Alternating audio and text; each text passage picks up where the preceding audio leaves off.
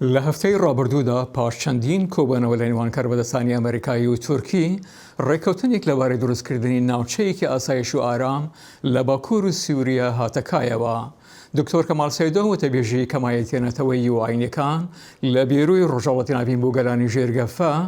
ماوەیەک لەمەوە پێش لە ڕێگای سکایپەوە لەگەڵمان دواو و بەو پرسیارە دەستمان پێکرد ئاخۆ ئەو ناوچەی ئاسایش و ئارامە کە وەکو هەندی شارەزایان دەنووسن ئایا هیچ پەیوەندیکی بە ئاسایشی تورکیاوە هەیە و ئایا ئەمە بۆ پاراستنی تورکیادایە لەبارەی نەگەرانەکانی و سەبارەت بە کورد یان پاراستنی کووردە لە هەڕەشەکانی تورکیا و هاوڵامی داینەوە. کەکە جانی بە گوتنا هەمی چاودێرên ku li herêma Bakurê Sûriyê hene ez jî bixwe li wir bûm meha Nîsanê yanê berî çend meha ez li wir bûm. Salê carekê du cara diçim herêmê di hemî navçeyên herêmê min dîtine. Kurdên Sûriyê, Suryanî Kildanî, Ermenî, Êzdî, Xristiyan ne metirsîne ji bo Tirkiyê. Tu teqîn li Tirkiyê nehatî kirin, eger teqînek hatibe kirin jî yekser ji aliyê YPG ve ji aliyê Hêzên Sûriya Demokrat ve hatine mehkûm kirin. Herêm aram e, divê ev herêm bêparastin.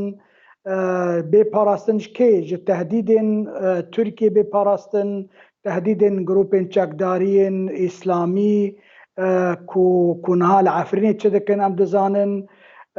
Armanca Tirkiyê armanceke din e, ne aramî ye. Tirkiyê dixwaze demografiya herêmê ji dêrîkê heta Kobanê min bicê biguhere. Çawa li Efrînê demografî belkî sedî heftê niha Efrîn ya bûye bi Erebkirin, bi İslamîzekirin û bi Türkkirin. Tiştekî wisa dixwaze Tirkiyê li wê herêmê jî bike. Yani ev mesela han Amerîka ji min baştir dizane. دکتۆر کەماڵ لە درێژایی شەڕی ئەو چەندین ساڵی هێزەکانی کوردی و قەسەدا ئایا هیچ چالاکیەک ئەنجام دراو لەلایەن ئەو هێزانەوە کە نیگەرانیەک بۆ تورکی دروست بکات؟ Hêzên Sûriyan Demokrat YPG tucarî êrişî Tirkiyê nekirine ji erdê Sûriyê ve ji ew herêmên ku em dibêjin Rojavayê Kurdistanê, Bakurê Sûriyê êrişî Tirkiyê nekirine nemetirsiye.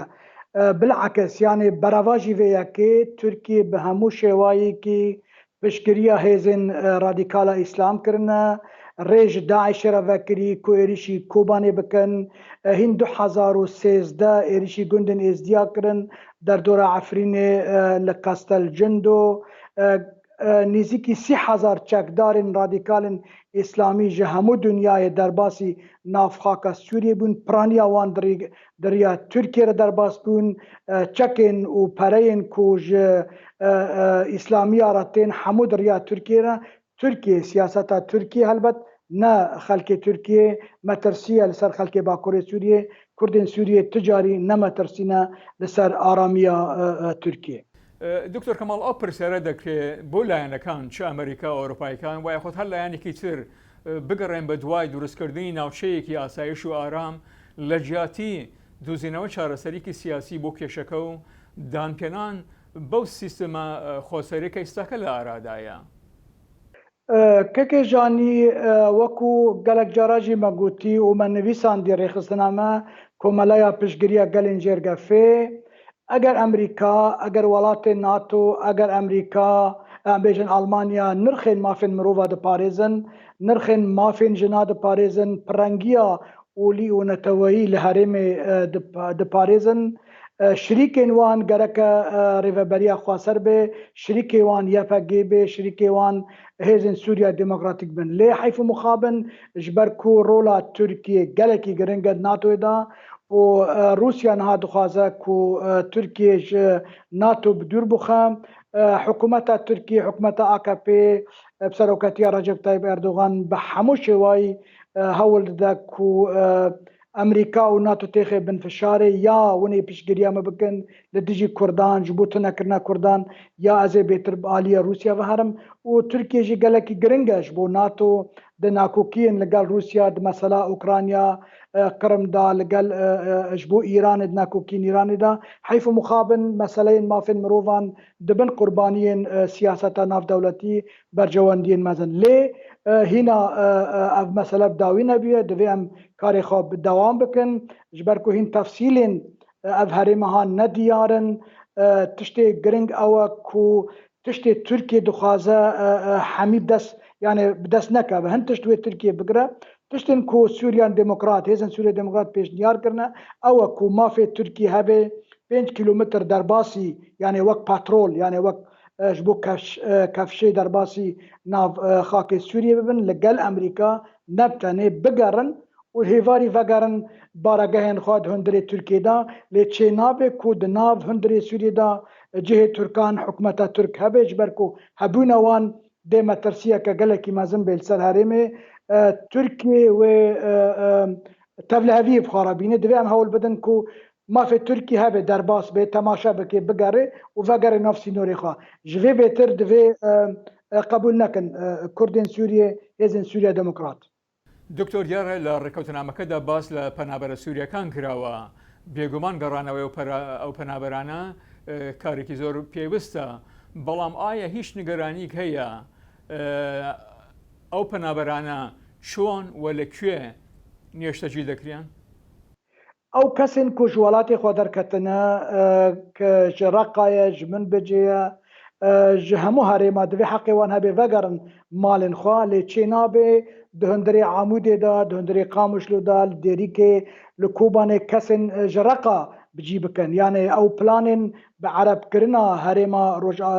Rojavayê Kurdistanê ji aliyê rejîma behsiya dîktatorî li Şamê ve ku dixwast bikira yan jî kir heta hedekî salên heftî da divê ev armanc biriya Tirkiyê bi ser nekeve ew kesên dixwazin vegerin malê xwe divê vegerin malê xwe lê divê vegerin malê xwe nevegerin malên xelkê tiştê ku li Efrînê dibe divê dubare nebe kesê ku ji Reqa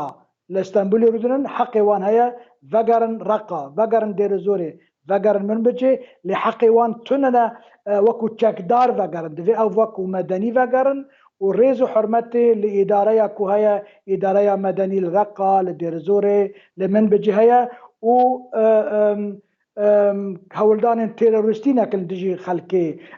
otomobîlan neteqînin xelkê nekujin divê ev helbet bên kontrol kirin aya alîgirên Daişê ne ya na lê heqê her kesekî heye vegerin malê xwe lê ne nav malên Kurdan malên Asûrî Suryaniyan malên Êzdiyan. دکتۆر کەماڵ وەکو دەوتری لە سیاسەتە دۆست و دژمنی هەمیشەیی نییە بەڵکو بەرژەوەندی هەمیشە هەیە تا چەند کورد دەبی دڵنیا بێت لەوەی لەم ڕێکەوتنامەدا ئەمریکا کورد ناکەدە قوربانی بەرژەوەندیەکانی خۆی ez dڵنیا نیمە یانێ ez nizanim sedî sed wê Amerîka wisa bike yan neke lê divê